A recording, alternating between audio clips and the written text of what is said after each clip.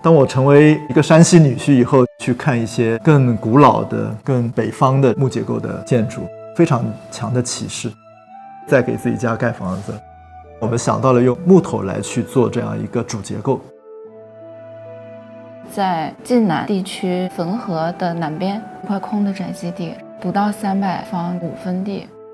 我的爸爸妈妈在这里出生，然后长大，希望就是他100年之后一定要回到这个村里。23年底开始设计，26年初建成，主持建筑师是我们俩。我硬要说这个房子有多少层的话，可能得有7层，一层一层错动开的。通过架构和轻量化墙体的方式，让内部的空间变得四通八达，到处都是光线。家人在上来的时候，不断的在这个大的屋子里边穿行。下面妈妈在喊说吃饭了，这个头探着说马上就来了。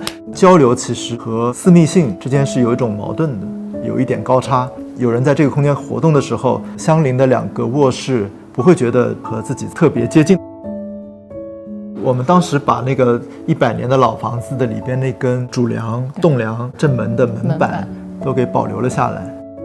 离我们这个村里面大概20多公里，万荣的飞云楼有4根通天的角柱，会有一些就是想法来延伸到这个房子里面，包括就是古建筑这种移柱啊、减柱的这种做法。里边有2根巨大的柱子，在各个高度上伸出去了一些横梁，好像所有的房间都从这个柱子上长出来的。这2根柱子不在屋脊的那个位置，我们就想到了用一个弧形的胶合木梁，能够承载上部的重力、2侧的推力。这个其实形式来源在农田里边由村民自发建造的鸡舍，最高的木柱有12米，运不进来。用了这个古代工匠的加固的方式，给它分成2段，切一个榫，在现场再把它交接起来。北方地区冬天都会比较冷，夏天也比较热，做了一个被动式节能。在北边是有一个冷巷的，朝北的这个低处的窗户打开的时候，冷空气会进来，把热空气从上面的天窗给推出去。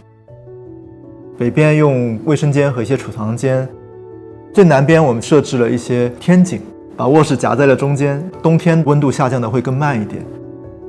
栏杆的绿，包括我们的一些灯具的这些酱红色和这个木头比较配合，而且这2个颜色其实在山西的传统的纹样里边是非常多的。留了一个天窗，让这个光变成我们的影壁。那个光斑打在那个影壁上，就会有一种天体运行的感觉。在院子的西南角，其实留了一块小菜地，可以长一些蔬菜啊、植物啊这些。我们平常用院子一起吃饭，父母有时候夏天傍晚会在院子里乘凉。小朋友的话，他们就会在院子里面玩嘛，疯跑、打羽毛球什么的。我爸是跟了全程的，就是项目经理，楼梯啊、大门啊这种都是我舅舅焊的。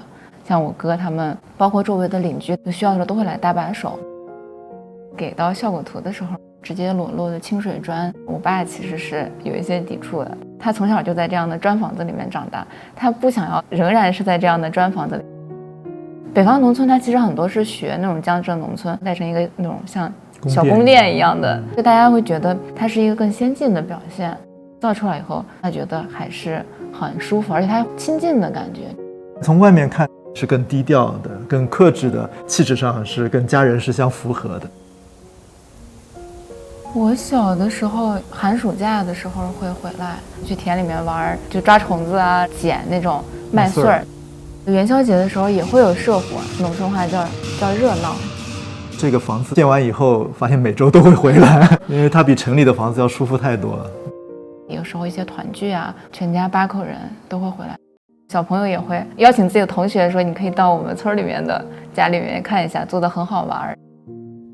我自己觉得回到家里会变懒，因为在城里边你会做很多没有用的、没有意义的工作，但是又不得不做，但这就会让人产生一种虚无的感觉。